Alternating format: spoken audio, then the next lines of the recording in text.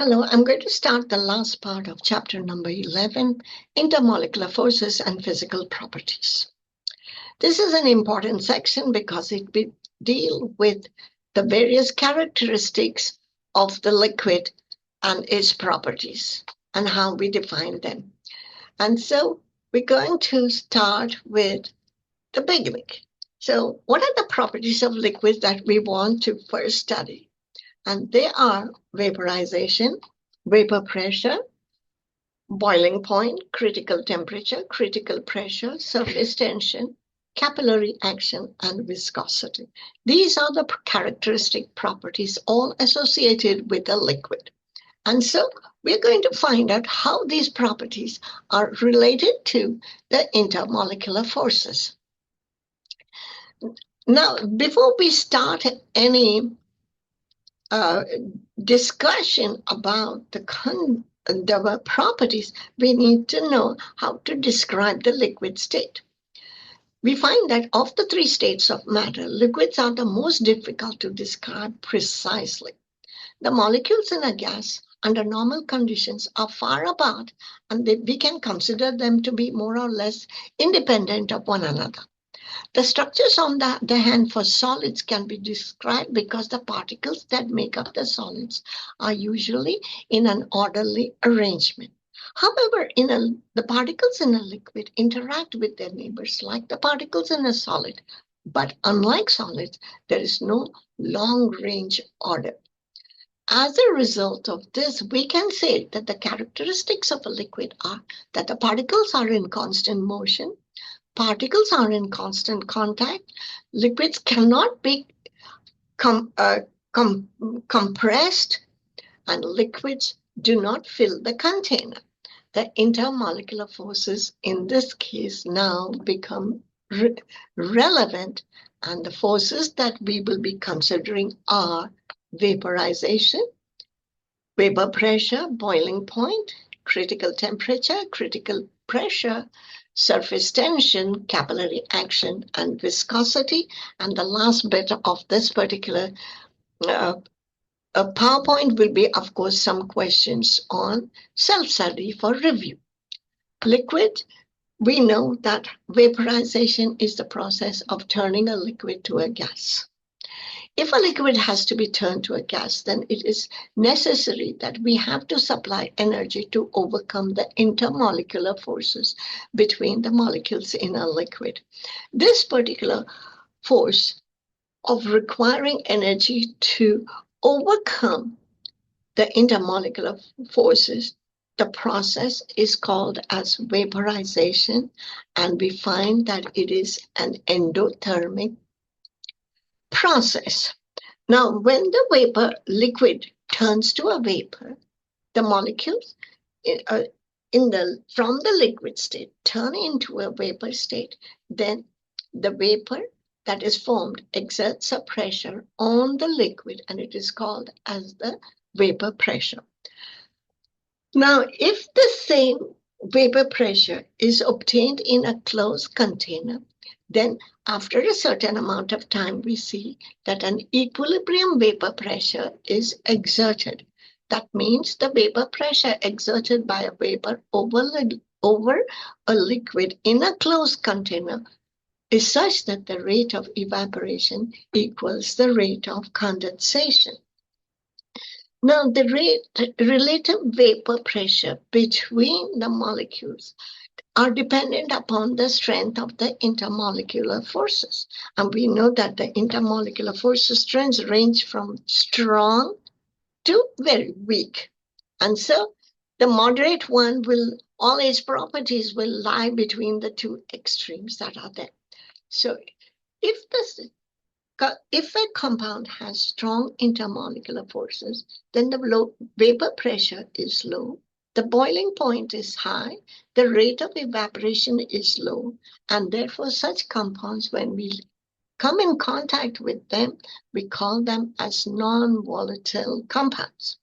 On the other hand, for weak intermolecular forces, the vapor pressure is high, the compound has a low boiling point, a high rate of evaporation, and therefore we name such compounds as volatile compounds. For example, ethyl alcohol or ether are volatile compounds. Now, so how can we differentiate between the non-volatile, moderately volatile, and very high volatile compounds? In order to differentiate between the evaporation rates of all of these compounds, we will have to look at the physical properties of the compound based in terms of the intermolecular forces. And so whenever we have a compound, we have to compare its molar mass, the boiling point in Celsius, and then what intermolecular forces exist in that particular given compound. Now, before we go any further, the letters L, D, and H are as follows. L stands for the London dispersion force, D stands for the dipole moments, and H stands for the hydrogen bond. And remember that in Unit 2, we studied that hydrogen bond is formed between elements hydrogen and elements oxygen, nitrogen, and fluorine. And these are the most electronegative elements on the periodic table. So stronger the hydrogen bond, we've already learned that higher the boil point because it takes more energy to break these bonds. Now, what are the applications? So basically, how can we use this information? Can you boil water with cold water? Why does the pressure cooker cook foods faster? In order to understand this, we've got to go back to Gay-Lussac's law from chapter number 10, which provides information that the pressure of a gas is directly proportional to its absolute temperature when the quantity of the gas and the volume is kept constant. Furthermore, this same relation obtained under Gay-Lussac's law can also be correlated to an empirical equation called as the Clausius Claypeyron equation, which relates the vapor pressure, the temperature, and the enthalpy of vaporization. How does that do that? The expression is an empirical expression, and its relationship showing the dependence between the temperature and the vapor pressure of a gas is given by ln P, vapor pressure P, is equal to negative delta H of vaporization divided by RT plus C, where delta H over R, if a plot of ln P versus 1 over T, will yield a slope, and the value of the slope is minus delta H of vaporization over R, where R is the gas constant in either kilojoules per mole or joules per mole Kelvin. And the vaporization energy is related to both the temperature and pressure by the Clausius Claypeyron equation. Because it is a log term, we can use it as part of an exponent and then solve it. And the term C is the intercept on the y-axis. Rather than plot you can plot the graph, or you can just, it is convenient to rearrange the equation in terms of two temperatures and solve it. And this is what is done over here. We see that the P1 and P2 are two different temperatures at T2 and T1. And we see that the first part, we replicate everything that is given in the general equation. So we see the general equation, Clausius Claypeyron equation, says that ln P vapor is equal to negative delta H of vaporization divided by RT plus C. So we put it for ln P2, where T, the temperature, is represented by delta, the temperature T2. Then we have to subtract the same ln P expression for the P1. And so we write it as C minus delta vaporization over RT plus C. Remove the constant terms, rearrange the expression so that we can get ln P2 over P1 is equal to delta vaporization divided by R times one reciprocal of the initial temperature minus the reciprocal of the final temperature. Remembering that the temperatures must be expressed in Kelvin, but the pressures can be expressed in any units that you have. So it is not necessary to convert the pressure to atmospheres unless asked for. And so this is a problem based on the Clausius Claypeyron equation. You have to determine the vapor pressure of water at 50 degrees C, given that the delta H of vaporization is 40.7 kilojoules per mole, and the vapor pressure at 20 degrees is 17.54 torr.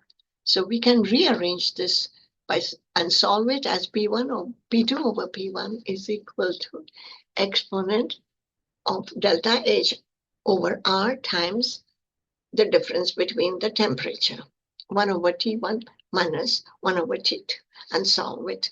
And we get that P2 is equal to P1 times the exponent of the fraction that is shown over there. Substituting the numbers for the respective terms, we get that 17.54 torr at 20 degrees is exponent 40.7 kilojoules. Convert the kilojoules to joules because R is given in joules. And then we calculate the common terms and we get that 40.7 times 10 raised to 3 joules divided by 8.34 times, subtract 323.15, take away 293.15 and divide it by the multiplying denominator factors. And the answer comes as 82.7 torr. Now, next, so we finished with vaporization process. Vaporization is a process. What is vapor pressure? And then how to use, get a relation between pressure and temperature, and get to the Clausius Claypeyron equation and the application of the Clausius Claypeyron equation to find a pressure at any given temperature, either by plotting it or by actually substituting in the Clausius Claypeyron equation. Now we come to the next two important factors that are what is called, what we term as the critical pressure and the temperature. Critical temperature is the highest temperature at which a substance can exist as a liquid. And the critical pressure is defined as the pressure required to liquefy a substance at its critical temperature. So if you have large intermolecular forces, then the critical temperature will be higher. Now, it is very difficult to visualize a critical temperature and pressure. And so this is a nice visualization of how the pressure comes about. At the bottom, we see a phase diagram. A phase diagram is a diagram equilibrium between the solid, liquid, and gas phase for any given substance, and it is a pressure and temperature graph. So where the 3 points meet, we call that as the critical point. And always, a compound need not have just one critical point. It can have more than one critical point. But the consideration must be that 3 different phases must come in contact with one another at a specific point. And not only that, you can have different phases and they come in contact at different points on a critical phase diagram as shown below. So looking at the photographs from the left, we see that there is a clear boundary between the liquid phase and the solid phase.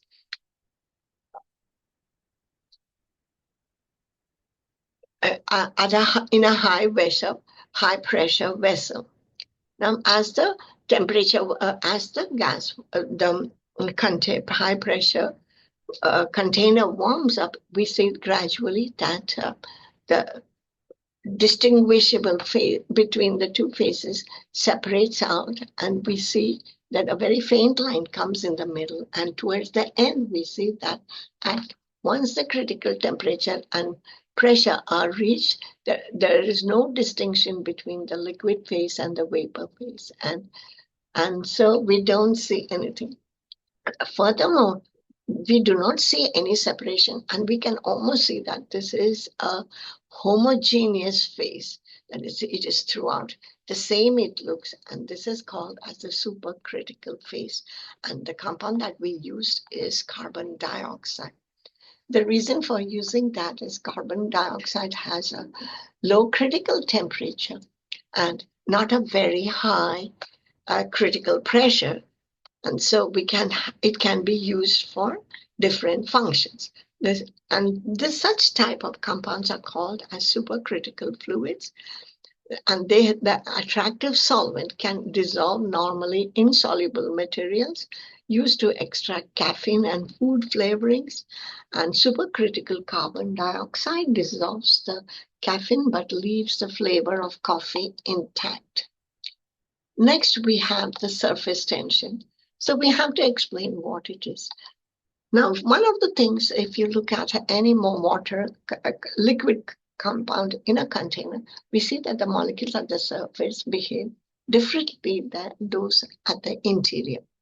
The molecules at the interior experience uniform force because they are surrounded by all similar type of molecules, and so they experience the uniform force. But those at the surface are not completely surrounded by what other water molecules, and so they are sticking out, and so they experience an inward force of attraction, and therefore we say that the surface tension is the amount of energy required to overcome the surface experience of the net inward force and form a thin film.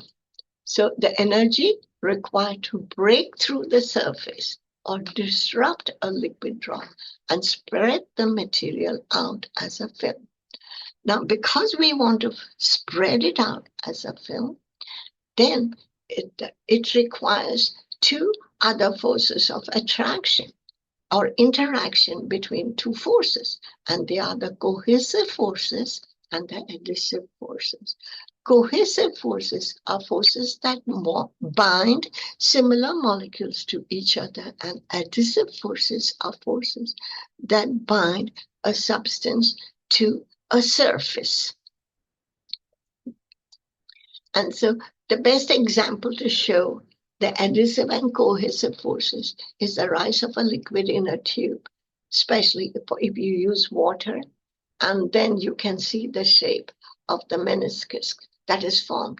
The shape of a meniscus is formed because of the adhesive and the cohesive forces between the water molecules themselves and the water molecule and the sides or inner sides of the glass tubing. And you can see this even in straws, because you see that the liquid will rise up to a point and then stay there, and only if you put your mouth on the straw and suck up the liquid will the liquid rise. And so this movement of, first you have the adhesive force, which sticks the water to the wall of the container. Then in between, you will have the cohesive forces attracting the water molecules to one another. And then again, finally, you get to the adhesive force between the water and the opposite side of the glass container.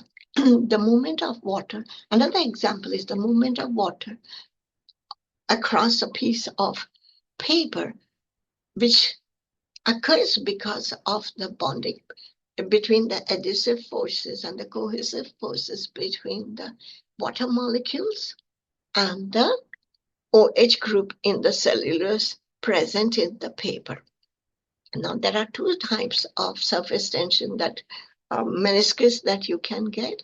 One is the concave meniscus, as in water, and you can see that. And the other one is the convex surface tension, which shows that there is no attraction between the walls of the container and the material that is there. Therefore, the shape is convex. And the example for that is mercury in a rising up a glass tube. Now, lastly, almost towards the end, viscosity. Viscosity is a physical property that relates the rate of ease of flow of a particular liquid volume with respect to one another. And then the best example to study viscosity is, of course, honey, because it's always available at home, and you can see that how honey, if the temperature is warm, the honey will fall very quickly. But if it is cold and it sticks to one another more, then the intermolecular forces are greater. And so it takes longer time for it to pour out of the container. And we also say that viscosity is inversely proportional to the temperature. Now, with that, we complete Unit 3, because we start the self-check, understanding of phenomena occurring in the states of matter, and then, of course, some examples for you to solve and find out whether you have really understood the concept of intermolecular forces and physical properties and their impact. With this, I'm going to stop the share, and we are going to end the session.